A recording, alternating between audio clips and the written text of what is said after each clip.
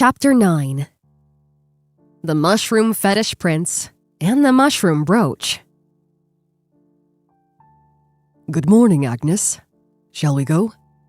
When Agnes opened the door, she found a handsome young man standing there, the shining on his Prussian blue hair. He was dazzling enough without the sunlight. He was wearing a simple long-sleeve shirt, a look she'd not seen him in before. Still, he couldn't hide his royal aura or natural good looks. It's still so hard to process the fact that he's a closeted mushroom fetishist. Good morning, Claude. Did you pick out that light and movable dress for our outing today? Claude cast his eyes over Agnes, looking pleased. Today, she wore a simple deep green dress that was belted at her waist. While pretty white lace adorned the neckline and the cuffs, it was certainly lighter and easier to move in than a ball gown. No, I don't have any fancy dresses anymore. This is just what I wear these days. Sorry, I wasn't expecting you to come today. After all, she'd only just attended the ball where he'd asked her to go out in the town with him the prior night. So she wasn't expecting to find the prince on her doorstep the first thing the following morning. She'd thought she was still dreaming at first. It is it? Claude said, taking in her outfit again. Maurice mentioned you claimed to have disposed of all your fine dresses. I guess it was true after all. I didn't dispose of them. I sold them. Then, whatever was left over, I cut up into skirts and sold those. I thought it was just an excuse you were giving me. You're seriously planning to become a commoner again? Claude's smile faltered, almost as if he was deeply disappointed with Agnes's behavior. Mushroom lover though he was really handsome. Agnes felt a tinge of guilt. Don't worry, I'll uphold the terms of our agreement. Anyway, where was it you wanted to go today? I want everyone to see us walking around town together. I have to get back this afternoon, though, so I don't have that much time. If you're that busy, why don't we postpone this? No. I've got a lot of official work to do. If I miss this chance today, I'll have to wait another 3 days. If you're that busy, then rest, Agnes wanted to say. 3 days wouldn't make that much difference. We could go somewhere a little further if we went by carriage, Claude muttered. Not if we need to be back by this afternoon. All right then, I'll just go and get ready. Please, give me a few minutes. After slinging a small crossbody purse across her chest, Agnes hurried back to find Claude and Kevin standing in the entryway. Kevin? Is something wrong? I heard the prince was here, so I came to greet him. Your Highness, I know my sister is a handful, but I hope you'll be good to her. Kevin bowed, then grinned and flapped his hand at Agnes. Off you go, sis. What? Oh, okay. Bye. Agnes followed Claude outside, and they walked to the front gates together. There was no carriage awaiting them, nor any guards or footmen. Claude? Did you come out here all by yourself? Don't you have any guards with you? They were in the royal capital, yes, and Claude was a knight. But the second man in line to the throne couldn't just walk around unguarded. I'm a knight, remember? I can handle most things by myself. Wait, you're really unguarded? In that case, let's cancel today. If anything were to happen... Agnes ground to a halt just a few feet away from the gate. Claude went a few more steps before he realized she'd stopped. But we're finally on a date, Agnes. I didn't want to ruin the mood by bringing guards. I'd rather have the mood ruined by guards than by ruffians or bandits. And anyway, this is not a date, she stressed. Agnes, you hate stepping out with me that much. It's not about how I feel. It's about your safety. You're royalty, so you should really take your well-being more seriously. If anything happens, you'll be sorry. Claude's shoulders slumped. Then he threw up his hands. All right. I'll come clean. Maurice will be following us at a distance with 2 other royal guards. Is that safe enough for you? Agnes nodded. Then another suspicion struck her. Why don't they just walk with us, then? Because I want to be alone with you, not surrounded by burly men. Anyway, I don't want them getting too close to you, Agnes. Claude was sulking. In that moment, he looked more like a bratty neighborhood boy than a prince. It was sort of adorable. He doesn't want them getting too close to me? Oh, he's just looking out for me after that young man accosted me at the last ball. Unlike Philip, Claude was capable of such consideration. I'm used to people saying mean things about my hair, Agnes said, so you don't need to worry about that. No, that's not what concerns me. Goodness, it's as bad as I was told. What? We don't have much time. Let's go. Claude grabbed Agnes's hand, and they began walking briskly. A mushroom popped up on Claude's arm. He promptly plucked and pocketed it. It was a scarlet-capped Russula aurea. Or so Agnes thought. But who could tell for sure? Claude was too fast. The mushroom fetishist is at it again. He doesn't miss a beat. Slightly impressed, Agnes obediently walked alongside Claude for a while. By the time they reached the town square, Agnes had gotten used to him holding her hand, so there were no further mushrooms. So, what is it you wanted to see, Claude? She asked. Anything. I just want to walk through town with you, Agnes. You want to walk? Yes, we're on a date. Oh, I see. This is part of your I'm head over heels act then. The mushroom fetish prince was going all out for their ruse again today, it seemed. Although she doubted they'd encounter that many aristocrats walking through town together. But Agnes's peach blossom hair stood out like a sore thumb. With all the merchants and servants around, no doubt the gossip would soon spread far and wide. Spreading the rumor amongst the poor as well as the rich would ensure maximum permeation. Every woman in the kingdom would know that Prince Claude was unavailable. Hello, Lady Lefort! With a male companion today? Is that your boyfriend? When Agnes stopped to buy a fruit skewer, the friendly shopkeeper turned an interested eye on Claude. Even dressed down like he was, there was no hiding Claude's royal facial features.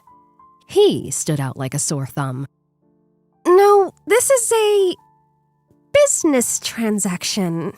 Exchanging goods for sale. Agnes had to be careful what she said. Claude's reputation was on the line. She couldn't let their arrangement slip. Business? The shopkeeper frowned as he prepared 2 strawberry skewers. Agnes just smiled and shrugged. She couldn't explain that she was supplying Claude with mushrooms. Well, anyway, good for you. You were always far too good for that silly royal brat you were engaged to. Here, have an extra strawberry. Ooh, thank you very much. Philip certainly was a silly brat. So much so, in fact, that even the common folk knew of his idiocy. Agnes didn't really know what the merchant had meant by good for you, but if it meant free strawberries, she wouldn't question it. Agnes paid, then handed one of the skewers to Claude. Thank you. I feel terrible having you pay, though. It barely cost anything. It wouldn't even pay for a single bead on that first dress you gave me. At least let me buy you a fruit skewer as thanks. Claude had brought gold coins with him, of course, but those were worth too much to be used to buy anything in this part of town. Using even one would require too much change back, which would inconvenience the shopkeeper and draw too much attention. Really, he should have prepared some copper coins for this outing, Agnes thought. Is this the first time you've ever been shopping in this part of town? She asked. No, I've bought from street merchants during military operations before. No doubt Maurice or another of Claude's subordinates did the actual paying. Still, it made sense. Who'd picture the king's son standing in line at a shop, clinking a pocket full of copper coins? You seem very used to all this, though, Agnes. Well, I'm commoner born, and I go shopping in town all the time. And you're friendly with all the shopkeepers? Yes, I am.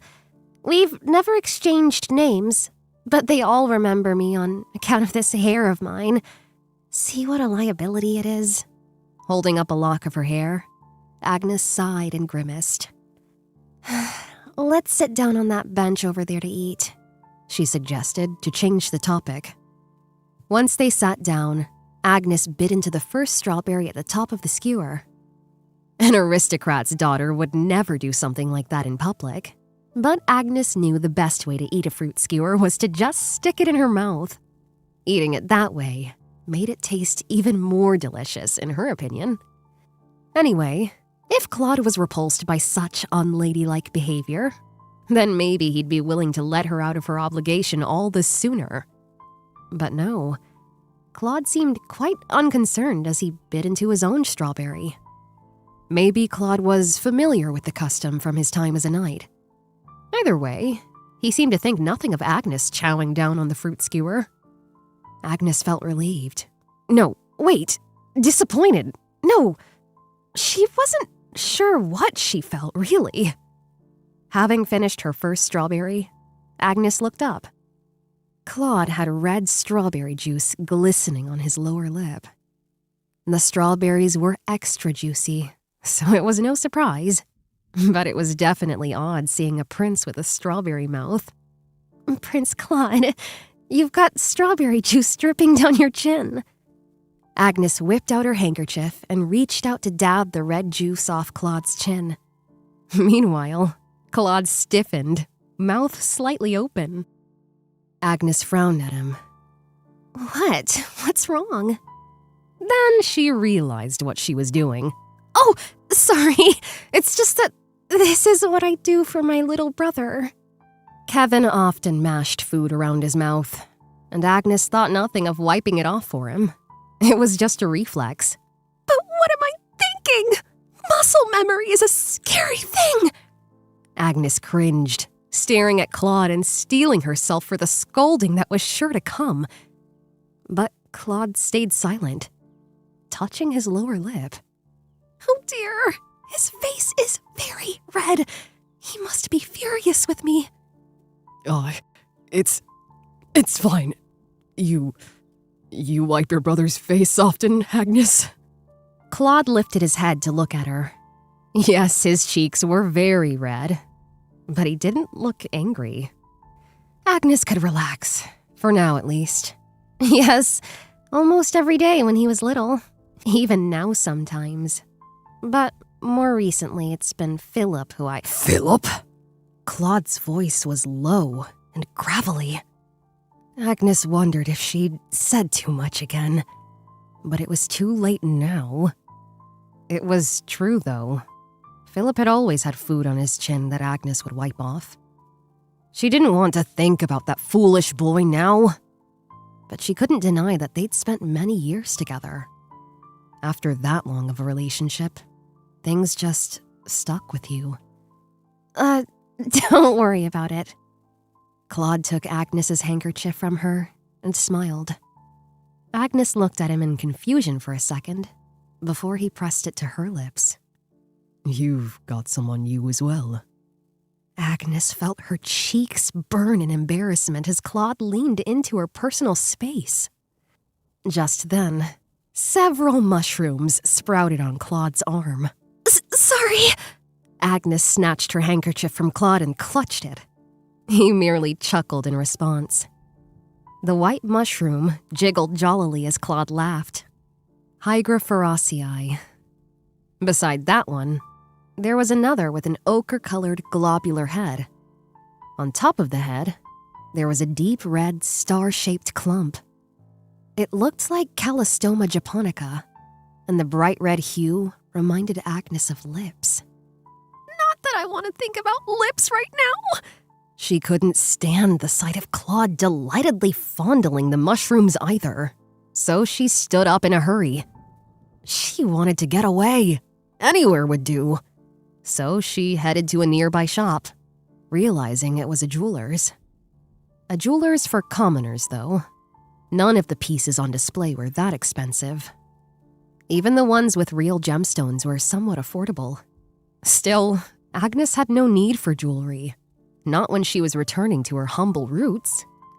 She was about to head on to the next shop, but Claude, who of course followed her, remained standing there, looking at the window display. What's up?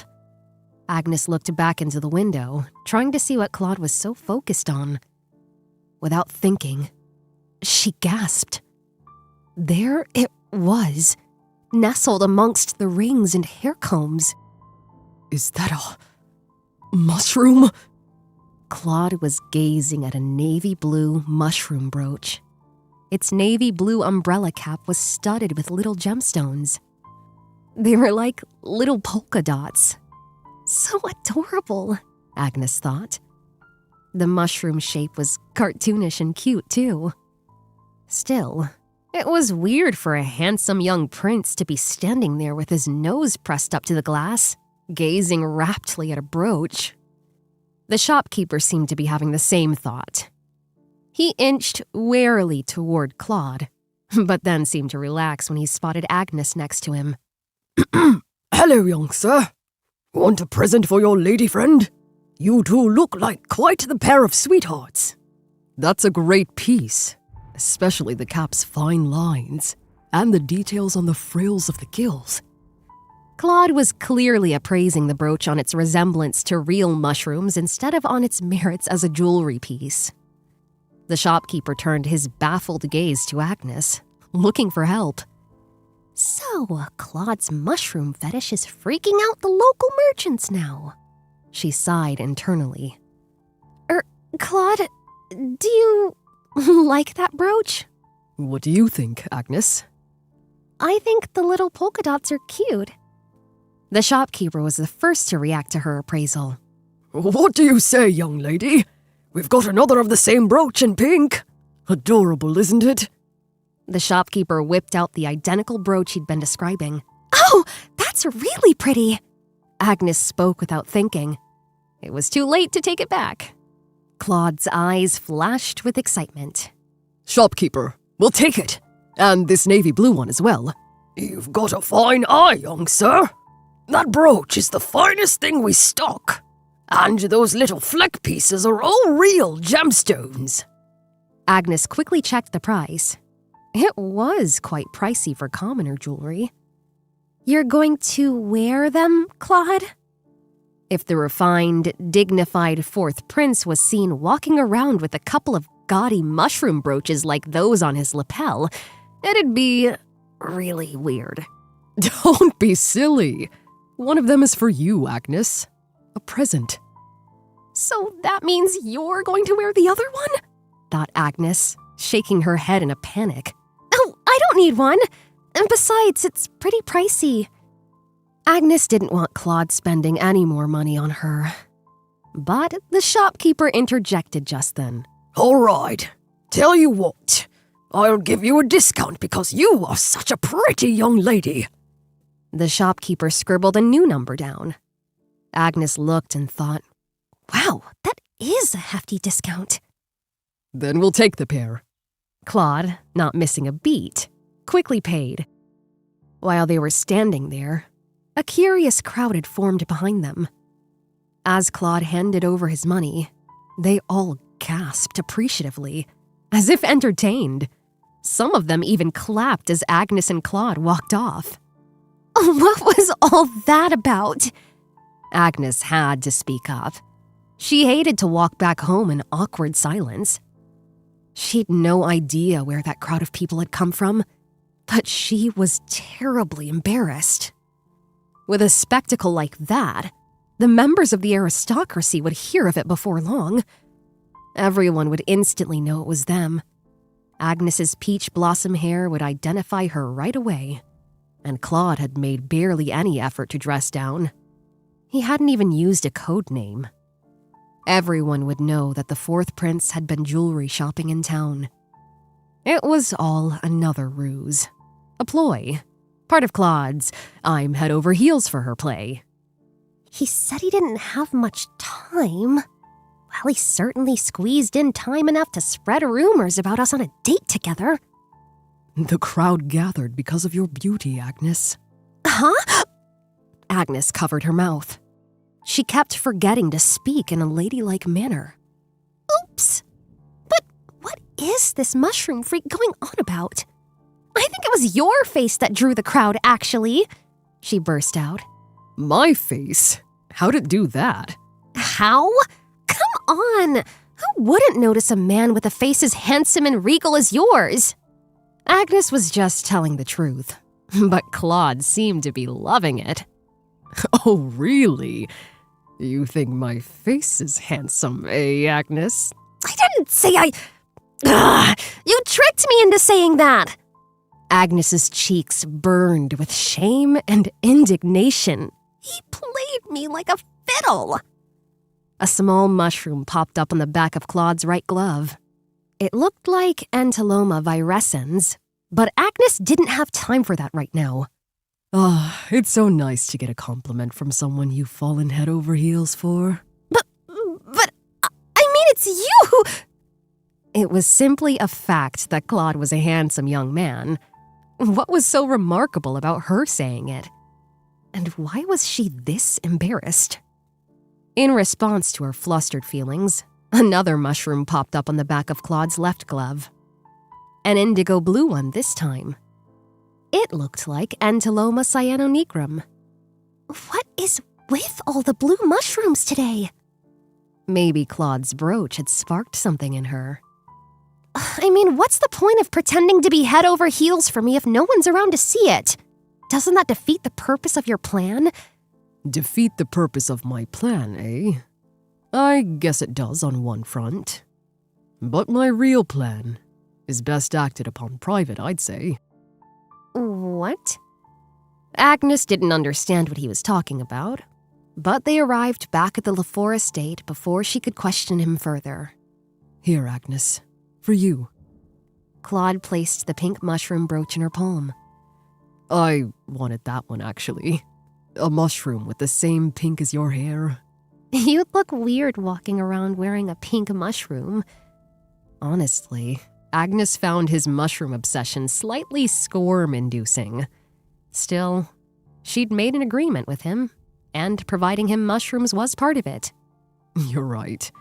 Then I'll just have to be satisfied with this one. I'm not sure if that's much better. Claude pinned the blue mushroom to his lapel. With that, an Entoloma virescens on his right hand and an Entoloma cyanonigrum on his left, he was all decked out. You're fine with the pink? Agnes looked at Claude, confused. He was gazing at her as if worried. She could tell what he wanted to say and smiled wryly. Despite what my hair's put me through, I don't actually hate the color pink. And you know, there are some people who compliment my peach blossom hair. Like my father and mother, Uncle Benoit and Kevin. Actually, even Claude said some nice things about my hair. Didn't he say it was beautiful once? Since she'd become a count's daughter, not one nobleman had ever complimented her hair. Until Claude, that is. Even Philip, her fiancé, had never had a kind word to say about it. Still, Philip was trash. He dumped her for his dragon mate, after all. I see. Then I'm glad. Claude smiled with relief. Agnes looked at him closely. Aren't you going to harvest those mushrooms? They must be getting in your way. Agnes gestured toward the blue mushrooms bobbing about on the backs of Claude's hands. But he merely smiled in a soft manner. Entoloma virescens is a delicate shroom. Once harvested, it dries out and turns yellow. I'll carry it home on my glove. Anyway, don't I look dapper with an Entoloma virescens on my right hand and an Entoloma cyanonigrum on my left? If you say so. He really was an extreme mushroom freak. But she was impressed. Through years of living with her mushroom curse, Agnes had learned to identify them and even knew their scholarly names. But she was surprised to find that Claude knew those and their characteristics too. She was impressed, yes, but also a bit grossed out. Still, it's good for a fetishist to be informed, isn't it? Now that I think about it, you're not going to search for your own dragon mate, Claude? Philip didn't possess dragon's blood, so his little girlfriend wasn't really his true dragon mate anyway. But Claude was second in line to the throne, so his dragon blood status was irrefutable. Agnes had figured that he must have his own dragon mate waiting somewhere out there for him. That's why she asked. But her question made Claude's smile cloud over, and his eyes went flinty and hard. It's not something you search for. It isn't? Sorry, I didn't know. True, Philip didn't seek out Sabina personally. He just found someone who offered him a better future than Agnes. It's a convenient phrase, though, isn't it, Claude? What is? Dragon mate? Once that gets uttered, there's no getting out of it anymore. It's the best excuse out there. If there was something wrong with her, then she could live with that. But if it wasn't the fault of either party, if it was something undeniable, you can just discard anyone you were already involved with by saying they were a fake. Well, I guess to the person who found their dragon mate, the prior relationship really was nothing more than a fake placeholder. Agnes would have had an easier time accepting the situation if Philip had apologized to her for falling for someone else, or just came straight out and told her he hated her guts and never wanted to be with her in the first place. But to be told she was a fake, it was as if her very existence was denied. Whatever trust was cultivated between them was brushed under the rug, and she wasn't even allowed to fault him for it. I see. Claude was still frowning. Agnes realized that she'd been running her mouth and quickly bowed in regret. I'm so sorry. This is my problem. I shouldn't be ranting to you about it. And after you saved me from that ugly scene with Philip, too. It's all just Philip and his cruel words messing with my mind. How rude it was of her to rant about her failed relationship to a prince. Anyway, unlike Philip, Claude really did have dragon's blood. He really did have a genuine dragon mate. It wasn't just an excuse he could use. Probably. Everyone said that once a true dragon's blood met their dragon mate, they'd be unable to love any other. You couldn't blame them or call them a traitor. The power of dragon mates was too strong and transcended such petty things. Agnes had gotten too familiar with Claude and forgotten her place. They had to act close per the terms of their agreement. But she had to remember, this was a prince she was dealing with. Commoner-born Agnes was from an entirely different world. She really needed to be more careful. No, it's fine. Don't worry about it. Well, if you do find your dragon mate, Claude, please let me know. I don't want to get wrapped up in any more love triangles. I actually kind of hate the phrase dragon mate now. I guess I'm traumatized. So anyway, just let me know and we can dissolve our contract on the spot. And I'll disappear from your life entirely. I won't make any trouble, don't worry. Agnes only wanted to let Claude know that she wouldn't interfere. But his response was lackluster. Claude? Peering at his face in concern, Agnes blinked as Claude grabbed her hand and suddenly kissed the back of it. As mushrooms sprouted up the length of his arm, Claude's eyes narrowed in pleasure. The little white caps were Capophilis virginius, and the little bright red ones were Marasmius pulcheripes. There seems to be a lot of Capophilis virginius sprouting lately. That's odd. Can I come to see you again? Huh? Oh, Sure. It looked like their contract and Claude's I'm head over heels ploy would be continuing. As Agnes nodded in agreement, Claude smiled at her. But there was something sad about it.